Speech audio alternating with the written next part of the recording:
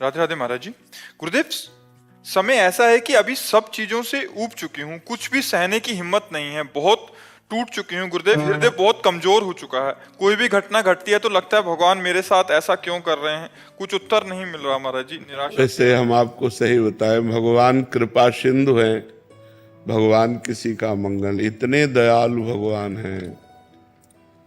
बस उनकी दया की बात आते तो रोने के सिवा कोई और बात मतलब कहने की ताकत नहीं है। वो बहुत दयालु। हमारे कर्म ऐसे हैं, हमारे कर्म ऐसे हैं जो हमको कदम कदम पर विपत्ति दुख देते हैं।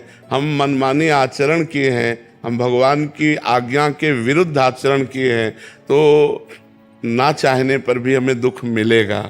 वो भगवान नहीं देते। भगवान बहुत कृपालु हैं, भगवान बहुत दयालु हैं, भगवान बहुत पतित पावन है। पर गलती हमारी होती है। जन्म जन्मान जीव तो वही है, शरीर बदलते हैं। तब जैसे हम नया शरीर है, पूर्व जन्म का किया हुआ कर्म उसके अंग प्रत्यंगों को विहीन कर रहा है, शक्तिहीन बना दिया। तो हम ये देखते हैं कि गर्भ में ही कोई बालक नष्ट हो जाता है। अब उसका क्या पाप? वर्तमान में तो कोई पाप नहीं, पूर्व का पाप है। तो हमें चाहिए कि धैर्य पूर्वक सहना। गलती हमसे हुई, पर हम भगवान से प्रार्थना करें कि मुझे सहने की सामर्थ्य दो या विपत्ति नष्ट करो। ये कभी हम ना सोचे कि भगवान ने ऐसा क्यों किया। आपसे सच्ची कहते हैं, भगवान बहुत करुणामय, मंगल भवन अमंगल हारी। वो कभी किसी का अमंगल क्यों करेंगे? हम उनके बच्चे हैं, वो हमें दुख क्यों देंगे? पर हमने कर्म ऐसे कर लिया, जाने अनजाने में हमसे कर्म ऐसे बन गए, अब उनका फल हमको दुख दे रहा है। भगवान दुख नहीं दे रहे। भगवान बहुत कृपालु है। भगवान तो सर्वज्ञ हैं, पर वो अपने बनाए हुए कानून को बिल्कुल सत्य निर्धारित करते हैं, वैसे ही पालन करना पड़ेगा। अगर भगवान ने दशरथ जी के पुत्र के रूप में अवतार लिया, राम रूप में, और दशरथ जी के द्वारा एक गलती हो गई, श्रवण कुमार का वध।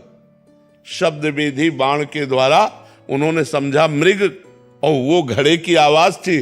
श्रवण कुमार की छाती पे बाण लगा और प्राण। तो उनके पिता ने कि जैसे मैं पुत्र वियोग में तड़प कर प्राण त्याग रहा हूं, ऐसे तुम पुत्र वियोग में प्राण त्यागोगे। तो भगवान राम स्वयं उनके पुत्र के रूप में अवतरित हुए, पर क्या कानून तोड़ा? क्या? वैसे ही हा पुत्र कहते हुए, हा राम कहते हुए दशरथ जी को प्राण त्यागना पड़ा कि नहीं त्यागना? यद्यपि भगवान स्वयं उनके पुत्र हैं, भगवान चाहे तो हर बात मिटा सकते, लेकिन भगवान कानून को नहीं मिटाते। जो कानून भगवान ने बनाया उसका स्वयं भगवान पालन करते हैं। तो हम जीव हैं, हमारे द्वारा कुछ कर्म ऐसे बिगड़े हो जाते हैं जिनका फल हमें दुख भोगना पड़ता है। तो हम धैर्यवान बने, हम नाम जप करें, पर भगवान को न कोसे कि भगवान ने हमको ऐसा। भगवान बहुत कृपालु हैं, और भगवान ऐसा कभी किसी को कष्ट नहीं दे सकते।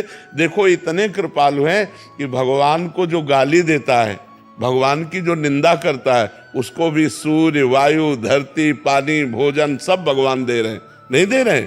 नहीं तो वो चाहे तो 1 मिनट में दिल फेल कर दे, वो चाहे तो 1 मिनट में दुर्दशा कर दे। भगवान है, लेकिन भगवान पापियों की भी दुर्दशा नहीं करते। उनका पाप कर्म उनको खुद दंड देता है, भगवान दंड नहीं देते। भगवान तो कृपा करते हैं, भगवान तो अतिशय कृपालु हैं। अनंत माताओं के हृदय में जितना प्यार है, वो सब भगवान के एक अंश से हो। भगवान वात्सल्य समुद्र है, वो हमको क्यों कष्ट देंगे? हमारे कर्म हमको कष्ट दे रहे हैं। कर्म प्रधान है, जैसा जैसा हम कर्म करेंगे वैसा ही हमें भोगना पड़ेगा।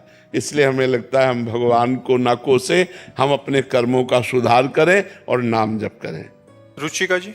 श्री हरिवंश महाराज जी। महाराज जी, आपको कहते सुना है कि गृहस्थ जीवन में भगवत प्राप्ति आसान है मुकाबले विरक्त के, लेकिन एक गृहिणी के जीवन में बहुत सी चुनौतियां, कठिनाई होती हैं, इसलिए मन में भाव आता है कि अगले जन्म में ब्रिजवास मिले और विरक्त वेश में। महाराज जी, ऐसा आवश्यक है?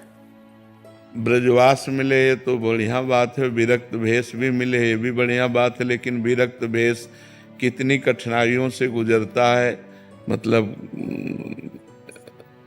बहुत कठिन है। जैसे आप एक गृहिणी हो, भूख लगी तो आपको भोजन तो मिल गया, आपके अंदर काम वेदना हुई तो गृहस्थ धर्म में हो ना, आपके अंदर मोह आया तो गृहस्थ धर्म में होना।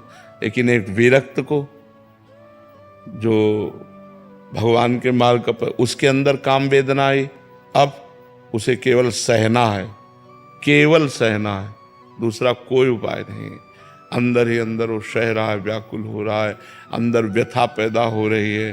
सोचो, मतलब थोड़ी देर अलग होकर के सोचो, गृहस्थ से अपने को अलग मान के देखो।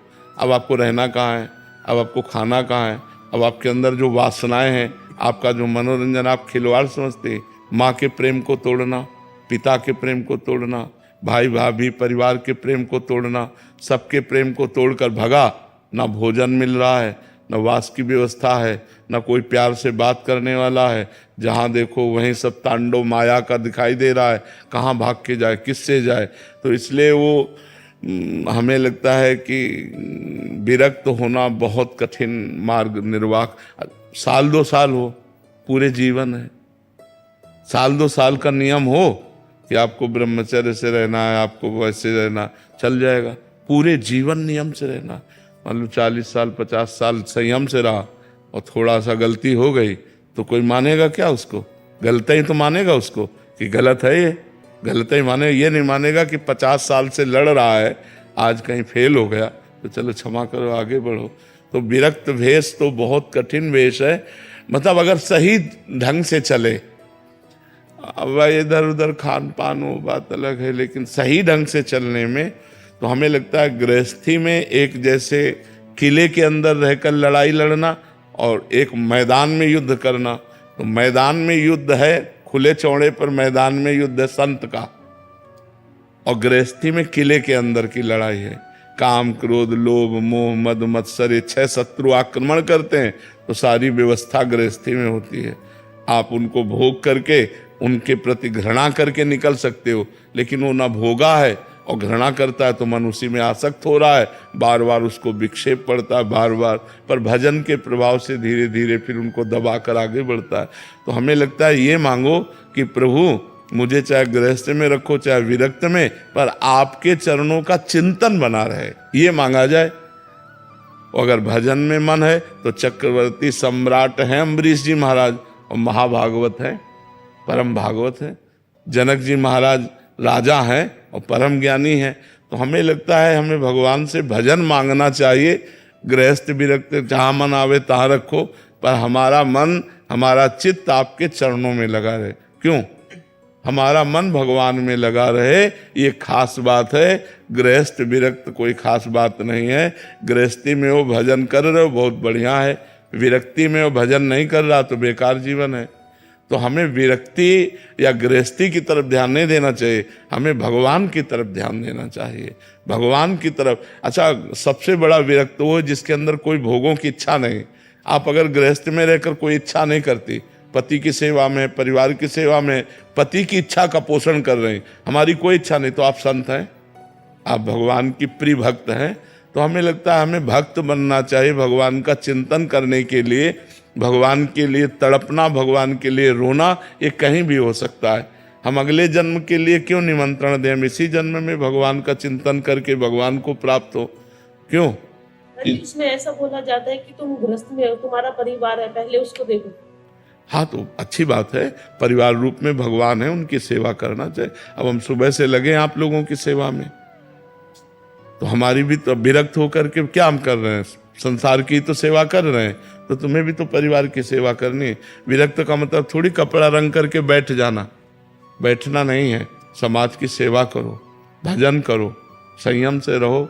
वही बात गृहस्थी में, अच्छे आचरण करो, नाम जप करो, परिवार की सेवा करो, क्या परेशानी है? मेरे पति में भगवान, मेरे पुत्र में भगवान, मेरे परिवार में भगवान, सबको प्यार भरा जीवन, तो कितना बढ़िया जीवन है, कितना बढ़िया जीवन। जो हम प्यार आप सबसे कर रहे हैं, वही आप प्यार अपने परिवार, अपने मोहल्ला, अपने नगर, अपने देश से करो, नाम जप करो, वही तो भक्ति है। भक्ति का मतलब कोई बाहर भाग के जाना थोड़ी, कहाँ भाग के जाओगे? महाराज जी, वर्तमान परिवेश में भाई जी जैसे लीला दर्शन, लीला परिवेश हो सकता है? बिल्कुल हो सकता है, पर भाई जी जैसा भजन होना चाहिए।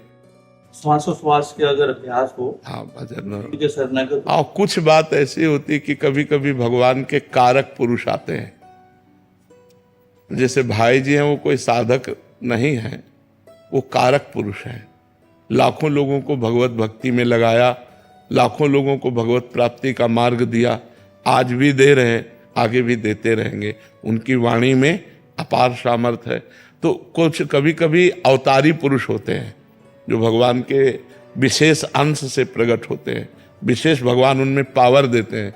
तो भाई जी को ऐसा पावर मिला हुआ था राधा माधव की भक्ति का प्रकाश करने के लिए कि लाखों लोग भगवत प्राप्त हो गए भाई जी की वाणी से। उनको प्रेरणा स्रोत मान के गृहस्थ में रह के राधा बाबा जैसा मान के अगर अभ्यास करें महाराज जी, बिल्कुल बिल्कुल, तो जरूर हम उनकी हाँ जरूर हम उनकी कृपा से उनके द्वारा बताए मार्ग पर चलकर जहां वो जिस लक्ष्य में राधा माधव के चरणों में है वहीं हम पहुंच जाएंगे।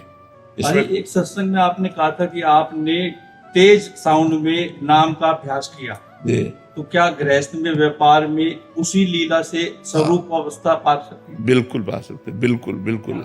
अभ्यास करना, हाँ अभ्यास करना चाहिए। आज भी हम अभ्यास में ही हैं, आज भी हम अभ्यास में ही हैं। जैसे हर समय अभ्यास। अब आपसे बात कर रहे हैं, मान लो हमारा बैच बाई बैच हमें एकांतिक करना है, तो अब हम प्रभु को भूल के थोड़ी कर रहे हैं।